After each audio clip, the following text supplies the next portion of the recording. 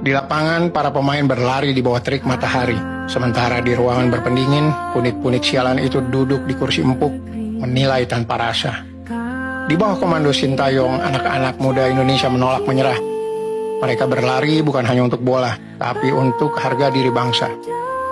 Namun di balik layar kaca, ada yang berbisik melobi-lobi tentang bagaimana cara mengganti pelatih yang justru membawa harapan.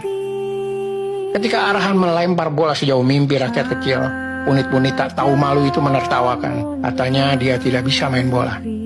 Ketika timnas mencetak gol, ada wajah-wajah masam yang disorot kamera, wajah yang kehilangan makna kemenangan. Mereka bicara tentang taktik tapi lupa tentang jiwa. Mereka bicara tentang kesalahan tapi tak pernah berkeringat. Di satu sisi ada peluh, doa, dan cinta. Di sisi lain ada dasi, lobi, dan kepentingan pribadi.